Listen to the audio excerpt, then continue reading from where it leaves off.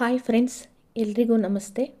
ಇವತ್ತಿನ ವಿಡಿಯೋ ಬಗ್ಗೆ ನಿಮ್ಗೆ ಆಲ್ರೆಡಿ ಎಲ್ಲರಿಗೂ ಗೊತ್ತಿರುತ್ತೆ. ಒಂದು ವೇಳೆ ನಾನು ನೀಡ್ತಕ್ಕಂತಹ ಮಾಹಿತಿ ನಿಮಗೇನಾದರೂ ಇಷ್ಟ ಆದರೆ ಪ್ಲೀಸ್ ನನ್ನ ಚಾನಲ್ನ ಲೈಕ್ ಮಾಡಿ, ಶೇರ್ ಮಾಡಿ, ಹಾಗೆ ಸಬ್ಸ್ಕ್ರೈಬ್ ಮಾಡಿಕೊಂಡು ನೋಡಿ. ಬನ್ನಿ, ಇವತ್ತು ನಾನು ಏನು ಹೇಳಿಕೊಟ್ಟಿದ್ದೀನಿ ಅನ್ನೋದ್ರ ಬಗ್ಗೆ ತಿಳ್ಕೊಳ್ಳೋಣ.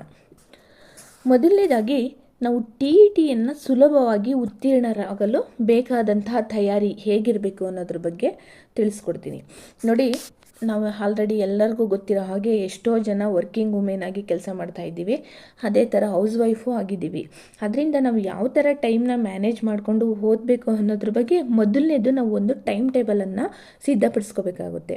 ಈಗ ವರ್ಕಿಂಗ್ ವುಮೆನ್ ಆಗಿ ಹೊರಗಡೆ ಕೆಲಸಕ್ಕೆ ಹೋಗ್ತಾ ಇರ್ತೀರಾ, ಅವರು ನಿಮ್ಮ ಕೆಲಸ ಯಾವ ಟೈಮಲ್ಲಿ ಇರುತ್ತೆ, ನೀವು ಮನೆಗೆ ಯಾವ ಬರ್ತೀರಾ, ಮನೆ ಕೆಲಸ ಯಾವ ಮುಗಿಸ್ತೀರಾ, ನೆಕ್ಸ್ಟು ನಿಮಗೆ ಯಾವಾಗ ಫ್ರೀ ಆಗುತ್ತೆ ಆ ಟೈಮಲ್ಲಿ ನೀವು ಒಂದು ನಿಮ್ಮದೇ ಆದಂತಹ ಒಂದು ಟೈಮ್ ಟೇಬಲನ್ನು ಸಿದ್ಧಪಡಿಸ್ಕೊಂಡು ಆ ಟೈಮ್ ಪ್ರಕಾರ ನೀವು ಓದ್ಕೊತಾ ಹೋದರೆ ಮುಂದೆ ಎಕ್ಸಾಮ್ ಟೈಮಲ್ಲಿ ನಿಮಗೆ ಅನುಕೂಲ ಆಗುತ್ತೆ. ಇಲ್ಲಾಂದರೆ ಒಟ್ಟಿಗೆ ಎಕ್ಸಾಮ್ ಟೈಮಲ್ಲಿ ಓದಕ್ಕೆ ಹೋದರೆ ಅದೇನಾಗುತ್ತೆ, ಅವಾಗೆಲ್ಲ ಫುಲ್ಲು ನಿಮ್ಮ ಮೇಲೆ ಗೊಂದಲ ಆಗುತ್ತೆ. ಆ ಟೈಮಲ್ಲಿ ನಿಮಗೆ ತುಂಬಾ ಕನ್ಫ್ಯೂಸ್ ಆಗಿ ಯಾವುದನ್ನು ಕೂಡ ಸಂಪೂರ್ಣವಾಗಿ ಓದೋಕ್ಕಾಗಲ್ಲ. ಇದರಿಂದ ಸಕ್ಸಸ್ ಆಗದೆ ಇರೋ ಚಾನ್ಸಸ್ಸು ತುಂಬ ಇರುತ್ತೆ. ಅದರಿಂದ ಈಗಲಿಂದನೇ ನೀವು ನಿಮ್ಮದೇ ಆದಂತಹ ಒಂದು ಟೈಮ್ ಟೇಬಲನ್ನು ಸಿದ್ಧಪಡಿಸ್ಕೊಳ್ಳಿ, ಅದರ ಪ್ರಕಾರ ಓದ್ಕೊತಾ ಹೋಗಿ. ಹೌಸ್ ವೈಫ್ ಆಗಿರೋರು ಕೂಡ ಹಾಗೆಯೇ, ನೀವು ಯಾವ ಟೈಮಲ್ಲಿ ಒಂದು ಮನೆ ಕೆಲಸವನ್ನು ಮಾಡಬೇಕು, ಯಾವ ಟೈಮಲ್ಲಿ ಓದಬೇಕು, ಯಾವ ಟೈಮಲ್ಲಿ ಏನನ್ನು ಓದಬೇಕು ಅನ್ನೋದ್ರ ಬಗ್ಗೆ ಫಸ್ಟು ಒಂದು ಟೈಮ್ ಟೇಬಲನ್ನು ನೀಟಾಗಿ ರೆಡಿ ಮಾಡ್ಕೊಳ್ಳಿ. ಆ ಟೈಮ್ ಟೇಬಲ್ ಪ್ರಕಾರ ನೀವು ಈ ಟೈಮ್ಗೆ ನಾನು ಸೈಕಾಲಜಿ ಓದಬೇಕು, ಈ ಟೈಮ್ಗೆ ನಾನು ಸೋಷಿಯಲ್ ಓದಬೇಕು, ಈ ಟೈಮ್ಗೆ ನಾನು ಕನ್ನಡ ಓದಬೇಕು ಅಂತೇಳಿ ಟೈಮ್ ಟೇಬಲ್ ಜೊತೆ ಮತ್ತು ನೀವು ಮನೆ ಕೆಲಸಕ್ಕೂ ಕೂಡ ಈ ಟೈಮಲ್ಲಿ ನಾನು ಇಂಥ ಕೆಲಸಗಳನ್ನ ಮುಗಿಸಿ ಈ ಟೈಮಲ್ಲಿ ನಾನು ಓದೋಕ್ಕೆ ಟೈಮ್ನ ಕೊಡಬೇಕು ಅಂತೇಳಿ ನಿಮಗೆ ಹೇಗೆ ಅನುಕೂಲ ಆಗುತ್ತೋ ಅದೇ ಥರ ಒಂದು ಟೈಮ್ ಟೇಬಲನ್ನು ಹಾಕೊಳ್ಳಿ. ಇಲ್ಲಿ ಮುಖ್ಯವಾಗಿ ಏನು ಹಾಕೋಬೇಕು ನೀವು, ಇದು time table very very important ಆಗಿರುತ್ತೆ. ಅದರಿಂದ ಮೊದಲು ಒಂದು ಟೈಮ್ ಟೇಬಲನ್ನು ರೆಡಿ ಮಾಡ್ಕೊಳ್ಳಿ. ನೆಕ್ಸ್ಟು ನೀವು ಏನಪ್ಪ ಮಾಡಬೇಕು ಅಂದರೆ ಹಳೆಯ ಪ್ರಶ್ನೆ ಪತ್ರಿಕೆಗಳನ್ನು ಸಂಗ್ರಹ ಮಾಡಬೇಕು ಮತ್ತು ಅದನ್ನು ಬಿಡಿಸ್ಬೇಕು. ನಾವು ಏನು ಮಾಡಲ್ಲ, ಯಾವ ಪ್ರಶ್ನೆ ಪತ್ರಿಕೆಗಳನ್ನು ಕೂಡ ನೋಡೋಕ್ಕೆ ಹೋಗಲ್ಲ. ಹಾಗಾಗಿ ಹಿಂದೆ ನಡೆದಿರ್ತಕ್ಕಂತಹ ಪ್ರಶ್ನೆ ಪತ್ರಿಕೆಗಳನ್ನ ತಗೊಳ್ಳಿ, ಎಲ್ಲವನ್ನೂ ಕೂಡ ನೀವು ನೆಟ್ಟಲ್ಲಿ ಹೋಗಿ ಡೌನ್ಲೋಡ್ ಮಾಡಿಕೊಂಡು PDF ತಗೊಳ್ಳಿ, ಅದನ್ನು ಒಂದೊಂದೇ ಬಿಡಿಸ್ತಾ ಹೋಗಿ. ಆವಾಗ ನಿಮಗೂ ಒಂದು ಐಡಿಯಾ ಬರುತ್ತೆ, ಯಾವ ಥರ ಕ್ವಶನ್ ಕೇಳಿದ್ದಾರೆ, ಯಾವ ಲೆಸನ್ ಮೇಲೆ ಕ್ವಶನ್ ಕೇಳಿದ್ದಾರೆ, ನೆಕ್ಸ್ಟು ನಾನು ಯಾವ ಲೆಸನ್ಗೆ ಹೆಚ್ಚು ಪ್ರಿಫರೆನ್ಸನ್ನು ಕೊಟ್ಟರೆ ಸರಿಯಾಗುತ್ತೆ. ಈ ರೀತಿ ನಾವು ಪ್ರಶ್ನೆ ಪತ್ರಿಕೆಯನ್ನು ಬಿಡಿಸೋದ್ರಿಂದ ಮತ್ತು ನಾವು ಒಂದು 5 ರಿಂದ 6 ವರ್ಷದ ಪ್ರಶ್ನೆ ಪತ್ರಿಕೆಗಳನ್ನು ಬಿಡಿಸೋದ್ರಿಂದ ಅಲ್ಲೇ ಎಷ್ಟೋ ಕ್ವಶನ್ಗಳು ನಮಗೆ ರಿಪೀಟ್ ಆಗಿ ಕೇಳುವಂಥ ಚಾನ್ಸಸ್ ಇರುತ್ತೆ. ಇದರಿಂದ ಹೆಚ್ಚು ಕಡಿಮೆ ನಮಗೊಂದು 10 ಮಾರ್ಕ್ಸ್ ಅಂತೂ ಬಂದೇ ಬರುತ್ತೆ. ಹಾಗಾಗಿ ನೀವೇನು ಮಾಡಬೇಕು, ಮೊದಲನೇ ನೀವು ಮಾಡಬೇಕಾಗಿರತಕ್ಕಂತಹ ಕೆಲಸ ಅಂದರೆ ಪ್ರಶ್ನೆ ಪತ್ರಿಕೆಗಳನ್ನು ಸಂಗ್ರಹ ಮಾಡೋದು, ಅದ್ರ ಜೊತೆ ಅದನ್ನು ಬಿಡಿಸ್ತಾ ಹೋಗೋದು. ಇದರಿಂದ ನಿಮಗೆ ಎಕ್ಸಾಮು ಯಾವ ಥರ ಕ್ವಶನ್ ಕೇಳ್ಬೋದು, ಹೇಗೆ ಅನ್ನೋದು ಕೂಡ ಈಸಿಯಾಗಿ ಅರ್ಥ ಆಗುತ್ತೆ. ನೆಕ್ಸ್ಟು ಪುಸ್ತಕಗಳ ಬಗ್ಗೆ ಮಾಹಿತಿ. ನೋಡಿ, ಕೆಲವರಿಗೆ ಯಾವ ಪುಸ್ತಕ ಓದಬೇಕು ಅನ್ನೋದ್ರ ಬಗ್ಗೆ ಮಾಹಿತಿನೇ ಇರಲ್ಲ. ಹಾಗಾಗಿ ನಾವು ಯಾವ್ಯಾವ ಪುಸ್ತಕವನ್ನು TETಗಾಗಿರ್ಬೋದು, GPSTಗಾಗಿರ್ಬೋದು, HSTRಗೆ ಎಕ್ಸಾಮ್ಗಾಗಿರ್ಬೋದು, ಯಾವ ಪುಸ್ತಕಗಳ ಮೇಲೆ ಕ್ವಶನನ್ನು ಕೇಳ್ತಾರೆ, ನಾವು ಯಾವ ಪುಸ್ತಕವನ್ನು ಓದಬೇಕು ಅಂತ ಹೇಳಿ ಒಂದು ನಿಮ್ಮದೇ ಆದಂತಹ ಒಂದು ಮಾಹಿತಿ ಇರಲಿ. ಯಾವುದು ನಮಗೀಗ ನಮ್ಮ TETಯನ್ನು ತೊಗೊಂಡ್ರೆ ನಮಗೆ 6th ಇಂದ 10th ತನಕ ಸೋಷಿಯಲ್ಗೆ 6th to 10th ತನಕ ಸೋಷಿಯಲ್ನ ಕಂಪ್ಲೀಟಾಗಿ ಓದ್ಬಿಟ್ರೆ ನೀವು ಒಳ್ಳೆ ಮಾರ್ಕ್ಸನ್ನು ತೆಗಿಬೋದು. ನಾನು ಇದೇ ಟ್ರಿಕ್ಸನ್ನೇ ಯೂಸ್ ಮಾಡಿರೋದು.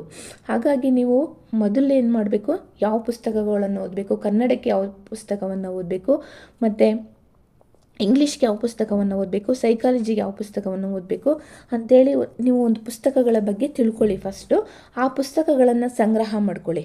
ನೆಕ್ಸ್ಟು ನಮಗೆ ಹೈಸ್ಕೂಲ್ ಬುಕ್ಕುಗಳ ಬಗ್ಗೆ ಹೇಳೋದು, ಪುಸ್ತಕಗಳ ಸಂಗ್ರಹದ ಬಗ್ಗೆ ಹೇಳಿದ್ರೆ ನಮಗೆ ಹೈಸ್ಕೂಲ್ ಬುಕ್ಕುಗಳು ಮತ್ತು ಪ್ರೈಮರಿ ಸ್ಕೂಲ್ ಬುಕ್ಕುಗಳು ಆರಾಮಾಗಿ ನಿಮ್ಮ ಅಕ್ಕಪಕ್ಕ ಇರ್ತಕ್ಕಂತಹ ಮಕ್ಕಳ ಹತ್ರನೇ ಆರಾಮಾಗಿ ಸಿಕ್ಬಿಡುತ್ತೆ. ಅದರಿಂದ ಇನ್ನೇನೋ ಸ್ಕೂಲೆಲ್ಲ ಹೆಂಡಾಗುತ್ತೆ, ಆ ಟೈಮಲ್ಲಿ ಮಕ್ಕಳ ಹತ್ರ ನೀವು ಕನ್ನಡ ಇರ್ಬೋದು, ಸೋಷಿಯಲ್ ಇರ್ಬೋದು, ಸೈನ್ಸ್ ಇರ್ಬೋದು, ಮ್ಯಾಥ್ಸ್ ಇರ್ಬೋದು, ಎಲ್ಲ ರೀತಿಯ ಪುಸ್ತಕಗಳನ್ನು ಕಲೆಕ್ಟ್ ಮಾಡಿ ಇಟ್ಕೊಂಡ್ರೆ ನೀವು ಅಲ್ಲೇ 100% ಸಕ್ಸಸ್ ಆದಂಗೆ. ಯಾಕಂದರೆ ಪುಸ್ತಕಗಳ ಹೊರತಾಗಿ ಸೋಷಿಯಲ್ಲು, ಕನ್ನಡ ಯಾವುದೇ ಕ್ವಶನ್ನು ಕೂಡ ತೆಗಿಯೋಕ್ಕೆ ಹೋಗಲ್ಲ. ಕನ್ನಡ ಗ್ರಾಮರ್ ಕೂಡ ಅಷ್ಟೇ. ಈವನ್ ನಾವು 6th to 10th ತನಕ ನಾವು ಪುಸ್ತಕಗಳನ್ನು ನೋಡಿಕೊಂಡು ಅಲ್ಲಿರೋ ಗ್ರಾಮರನ್ನು ನೋಡಿಕೊಂಡ್ರೆ ಅಲ್ಲಿ ಏನಿದೆ ಹಾಗೆ ಕ್ವಶನನ್ನು ತೆಗಿತಾರೆ. ಅದರಿಂದ ನೀವು ಕನ್ನಡನೂ ಕೂಡ ನೆಗ್ಲೆಕ್ಟ್ ಮಾಡಬೇಡಿ. 6th to 10th ಕನ್ನಡ ಪುಸ್ತಕಗಳನ್ನು ಸಂಗ್ರಹ ಮಾಡ್ಕೊಳ್ಳಿ. ಸೋಷಿಯಲ್ ಅಂತೂ ಫುಲ್ಲು ನಮಗೆ ಯಾವುದೇ ಪುಸ್ತಕದಲ್ಲಿರೋ ಮಾಹಿತಿಯನ್ನು ಬಿಟ್ಟು ಹೊರಗಡೆ ಮಾಹಿತಿಯನ್ನು ಕೇಳೋಕ್ಕೂ ಸಾಧ್ಯ ಇಲ್ಲ. ಹಾಗಾಗಿ ನೀವು ಏನು ಮಾಡಬೇಕು, ಫಸ್ಟು ಪುಸ್ತಕಗಳನ್ನು 6th 10th social, Kannada, science, maths ಎಲ್ಲ ರೀತಿಯ ಪುಸ್ತಕಗಳು ನಿಮ್ಮ ಹತ್ರ ಇದ್ದರೆ ಒಳ್ಳೆಯದು. ನೆಕ್ಸ್ಟು ಪುಸ್ತಕಗಳನ್ನ ಸಂಗ್ರಹ ಮಾಡಿ ಇಟ್ಕೊಬಿಟ್ರೆ ಆಯಿತಾ? ಇಲ್ಲ, ಪಠ್ಯ ಪುಸ್ತಕದ ವಿಶ್ಲೇಷಣೆ ಮತ್ತು ಕೀ ಪಾಯಿಂಟ್ಸನ್ನು ಸಿದ್ಧಪಡಿಸಿ. ಮತ್ತು ನೀವು ಪುಸ್ತಕವನ್ನು ಸಂಗ್ರಹಿಸ್ಕೊಂಡಿದ್ದೀನಿ ಅಂತ ಸುಮ್ಮನೆ ಇದ್ಬಿಡೋದಲ್ಲ, ದಿನ ನೀವು ಕುತ್ಕೊಂಡು ಒಂದೊಂದು ಲೆಸನನ್ನು ಓದ್ಕೊಂಡು ಹಾಗೆ ಅದನ್ನು ಏನು ಮಾಡಿ, ಕೀ ಪಾಯಿಂಟ್ಸ್ನ ಮಾಡ್ಕೊಳ್ಳಿ. ಕೀ ಪಾಯಿಂಟ್ಸ್ ನಿಮ್ಗೆ ಹೇಗೆ ಅರ್ಥ ಆಗುತ್ತೋ, ಹೇಗೆ ಓದೋಕ್ಕೆ ಈಸಿ ಆಗುತ್ತೋ ಅದೇ ಥರ ಕೀ ಪಾಯಿಂಟ್ಸನ್ನು ಸಿದ್ಧಪಡಿಸ್ಕೊಳ್ಳಿ. ಆಲ್ರೆಡಿ ಈಗ ನಾನು ಕ್ಲಾಸಸ್ಸನ್ನು ಕೂಡ ಮಾಡ್ತಾಯಿದ್ದೀನಿ, 8th ಸ್ಟಾರ್ಟ್ ಮಾಡಿದ್ದೀನಿ. ಒಂದು ವೇಳೆ ಯಾರ ಹತ್ರ ಬುಕ್ಸ್ ಇಲ್ಲ ಮತ್ತು ನನಗೆ ಓದಿ ಕೀ ಪಾಯಿಂಟ್ಸ್ ಮಾಡ್ಕೊಳ್ಳೋಕ್ಕೆ ಟೈಮ್ ಇಲ್ಲ ಅನ್ನೋರು ನಂದು ಯೂಟ್ಯೂಬ್ ಚಾನಲ್ಗೆ ಹೋಗಿ ಕ್ಲಾಸಸ್ನ ನೋಡಿ ಚೆಕ್ ಮಾಡಿ ನೀವು ಕೀ ಪಾಯಿಂಟ್ಸ್ನ ಮಾಡ್ಕೊಳ್ಳಿ. ನಾನು ಆದಷ್ಟು ಒಳ್ಳೊಳ್ಳೆ ಪಾಯಿಂಟ್ಸ್ಗಳನ್ನ ಹಾಕಿ ನೋಟ್ಸನ್ನು ಕೊಡ್ತಾಯಿದ್ದೀನಿ. ಅದೇ ರೀತಿ ನೀವೇನು ಮಾಡಬೇಕು, ಕೀ ಪಾಯಿಂಟ್ಸ್ನ ಮಾಡಿಬಿಟ್ಟು ಸುಮ್ಮನೆ ಇಟ್ಬಿಡೋದಲ್ಲ. ಈಗ ಒಂದು ಲೆಸನನ್ನು ತೊಗೊತೀರಾ, ಆ ಲೆಸನ್ದು ಕೀ ಪಾಯಿಂಟ್ಸ್ ಎಲ್ಲ ರೆಡಿ ಮಾಡಿದ್ಮೇಲೆ ಅದನ್ನು ರಿವಿಷನ್ ಮಾಡ್ಕೊಳ್ಳಿ. ನೆಕ್ಸ್ಟ್ 2ನೇ ಲೆಸನ್ಗೆ ಹೋಗ್ತೀರಾ, 2ನೇ ಲೆಸನ್ಗೆ ಹೋಗಿ ಕೀ ಪಾಯಿಂಟ್ಸನ್ನು ಮಾಡ್ತೀರಾ. ಮತ್ತೆ ನೀವೇನು ಮಾಡಬೇಕು, 2ನೇ ಲೆಸನ್ ನಾನು ಪರ್ಫೆಕ್ಟಾಗಿ ಬರ್ತಾಯಿದೆ ಅಂದರೆ ಮತ್ತೆ 1ನೇ ಲೆಸನ್ಗೆ ಹೋಗಿ ನೀವು ರಿವಿಷನ್ ಮಾಡ್ಕೋಬೇಕು. ಯಾಕಂದರೆ ನೀವು 2ನೇ ಲೆಸನ್ಗೆ ಹೋಗೋಷ್ಟರಲ್ಲಿ 1ನೇ ಲೆಸನ್ದು ಪಾಯಿಂಟ್ಸ್ಗಳೆಲ್ಲ ಆಲ್ರೆಡಿ ಮರ್ತೋಗ್ತಾ ಇರುತ್ತೆ. ಇದರಿಂದ ನೀವು 1ನೇ ಲೆಸನ್ನು ಕೂಡ ಕಂಪ್ಲೀಟ್ ಮಾಡ್ದಂಗೆ ಆಗುತ್ತೆ, 2ನೇ ಲೆಸನ್ನು. ನೆಕ್ಸ್ಟು ನೀವು 3ನೇ ಲೆಸನ್ಗೆ ಹೋದಾಗಲೂ ಕೂಡ 3ನೇ ಲೆಸನ್ನು ಪರ್ಫೆಕ್ಟ್ ಆದಮೇಲೆ ಮತ್ತೆ 1ರಿಂದ ರಿವಿಷನ್ ಮಾಡ್ಕೊತಾ ಬರಬೇಕು. ಒಂದು ನಾನು ಮರ್ತಿದ್ದೀನ ಏನು ಅಂತೇಳಿ ಒಂದ್ಸರಿ ರೀಕಾಲ್ ಮಾಡ್ಕೊಂಡು ಹೋಗ್ಬಿಟ್ರೆ ನಿಮಗೆ ಆವಾಗ ಈಸಿಯಾಗಿ ನೆನಪಲ್ಲೂ ಕೂಡ ಉಳಿತದೆ, ರೀಕಾಲ್ ಮಾಡ್ದಂಗೂ ಆಗ್ತಾ ಇರುತ್ತೆ. ಅದು ಎಕ್ಸಾಮ್ ಟೈಮಲ್ಲಿ ನಮಗೆ ಓದ್ಕೊಳ್ಳೋಕ್ಕೂ ಕೂಡ ತುಂಬ ಅನುಕೂಲ ಆಗುತ್ತೆ. ಇದೇ ರೀತಿ ಟ್ರಿಕ್ಸ್ನ ಯೂಸ್ ಮಾಡಿದ್ದಕ್ಕೆ ನಾನು ಕೂಡ TETಯಲ್ಲಿ ಅಷ್ಟೊಂದು ಸ್ಕೋರನ್ನು ಮಾಡೋಕ್ಕೆ ಸಾಧ್ಯ ಆಗಿದ್ದು. ನೆಕ್ಸ್ಟ್ ಏನು ಮಾಡಬೇಕು, ಪುನರಾವರ್ತನೆ. ಅದೇ ನಾನು ಹೇಳ್ದ ಹಾಗೆ ಬರೀ ಕೀ ಪಾಯಿಂಟ್ಸ್ನ ಮಾಡಿ ಇಟ್ಬಿಟ್ರೆ ಆಗಲ್ಲ. ಯಾವಾಗ ನಿಮಗೆ ಟೈಮ್ ಆಗ್ತಾ ಇರುತ್ತೋ ತೊಗೋತಾ ಇರಬೇಕು, ರಿವಿಷನ್ ಮಾಡ್ತಾನೆ ಇರಬೇಕು. 1ನೇ ಲೆಸನ್ ತೊಗೊಳ್ಳಿ, ನೋಡಿ ಓದ್ರಿ, ಮತ್ತು 2ನೇ ಲೆಸನ್ಗೆ ಹೋಗಿ, 3ನೇ ಲೆಸನ್ಗೆ ಹೋಗಿ, ಇದೇ ಥರ ಒಳ್ಳೊಳ್ಳೆ ಪಾಯಿಂಟ್ಸ್ಗಳನ್ನೆಲ್ಲ ನೀವು ಹೈಲೈಟ್ ಮಾಡ್ಕೊತಾ ಹೋಗಿ. ಇದರಿಂದ ನಿಮಗೆ ಯಾವುದೇ ಪಾಯಿಂಟ್ಸ್ ಆದ್ರೂ ಬೇಗ ಇದು ತುಂಬ ಇಂಪಾರ್ಟೆಂಟ್ ಅನಿಸಿದ್ರೆ ಅದನ್ನು ಅಲ್ಲೇ ಹೈಲೈಟ್ ಮಾಡ್ಕೊಳ್ಳಿ. ಆವಾಗ ನಿಮಗೆ ಇದ್ರ ಮೇಲೆ ಕ್ವಶನ್ ಕೇಳ್ತಾರೆ ಅಂತ ಗೊತ್ತಾಗುತ್ತಲ್ವ, ಅದನ್ನು ಎಕ್ಸಾಮ್ ಟೈಮಲ್ಲಿ ನಿಮಗೆ ಬೇಗ ರೀಕಾಲ್ ಮಾಡ್ಕೊಳ್ಳೋಕ್ಕೆ ತುಂಬ ಅನುಕೂಲ ಆಗುತ್ತೆ.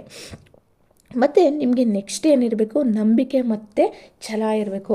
ನಿಮ್ಮ ಮೇಲೆ ನಿಮಗೇನೆ ನಂಬಿಕೆ ಇಲ್ಲ ಅಂತಂದರೆ, ನಮ್ಮ ಮೇಲೆ ನಮಗೆ ನಂಬಿಕೆ ಇಲ್ಲ ಅಂದರೆ ನಾವು ಏನೂ ಕೂಡ ಸಾಧನೆ ಮಾಡೋಕ್ಕಾಗಲ್ಲ. ಅಯ್ಯೋ ನಾನು ಇಷ್ಟೊಂದು ಸರಿ 3 ಸರಿ 4 ಸರಿ TET ಬರೆದೆ, ಆಗಲೇ ಇಲ್ಲ ಬಿಡು ಅಂತ ಹೇಳ್ಬಿಟ್ಟು ಸುಮ್ಮನೆ ಆಗೋದಲ್ಲ. ಮತ್ತು ಇಲ್ಲ ನನ್ನ ಕೈಲಿ ಆಗುತ್ತೆ, ಯಾಕೆ ಎಲ್ಲರೂ ಕೂಡ TETಯಲ್ಲಿ ಅಷ್ಟೊಂದು ಅಂಕಗಳನ್ನು ತೆಗೆದಿದ್ದಾರೆ, ನಾನೇನು ದಡ್ಡಿಯಲ್ಲ, ನನಗೂ ಕೂಡ ಆಗುತ್ತೆ, ನಾನು ಈ ಸರಿ TETಯನ್ನು ಪಾಸ್ ಮಾಡ್ಕೊತೀನಿ ಅನ್ನೋ ನಂಬಿಕೆ ಇರಬೇಕು. ಮತ್ತು ಛಲ ಇರಬೇಕು. ಹೌದು ನಾನು ಮಾಡಿಕೊಳ್ಳೇಬೇಕು ಅನ್ನೋ ಒಂದು ಛಲ ನಿಮ್ಮಲ್ಲಿ ಬಂತು ಅಂದರೆ ನಿಮ್ಮನ್ನು ಸೋಲ್ಸೋಕ್ಕೆ ಯಾರಿಂದನೂ ಕೂಡ ಸಾಧ್ಯ ಇಲ್ಲ. ಅದರಿಂದಾಗಿ ಫಸ್ಟು ನಿಮ್ಮ ಮೇಲೆ ನಿಮಗೆ ನಂಬಿಕೆ ಮತ್ತು ಛಲ ಬಂದಾಗ ಅರ್ಧ ಸಕ್ಸಸ್ಸನ್ನು ನೀವು ಕಂಡಂಗಾಗುತ್ತೆ. ಹಾಗಾಗಿ ನೀವೇನು ಮಾಡಬೇಕು, ಎಲ್ಲ ರೀತಿಯ ಪುಸ್ತಕಗಳನ್ನು ಸಂಗ್ರಹಿಸ್ಕೊಂಡು ಯಾವಾಗ ನಿಮಗೆ ಫ್ರೀ ಆಗುತ್ತಾ ಒಂದು ಒಳ್ಳೆ ಟೈಮ್ ಟೇಬಲನ್ನು ಸಿದ್ಧಪಡಿಸ್ಕೊಂಡು ಓದ್ಕೊತಾ ಹೋಗಿ. ಇಷ್ಟು ಹೇಳಿ ನನ್ನ ಈ ತರಗತಿಯನ್ನು ಮುಗಿಸ್ತಾ ಇದ್ದೀನಿ. ಒಂದು ವೇಳೆ ನಾನು ನೀಡಿರ್ತಕ್ಕಂತಹ ಮಾಹಿತಿ ಏನಾದರೂ ನಿಮ್ಗೆ ಇಷ್ಟ ಆದರೆ ಪ್ಲೀಸ್ ನನ್ನ ಚಾನಲ್ನ ಲೈಕ್ ಮಾಡಿ, ಶೇರ್ ಮಾಡಿ, ಹಾಗೆ ಸಬ್ಸ್ಕ್ರೈಬ್ ಮಾಡೋದನ್ನ ಮರಿಬೇಡಿ.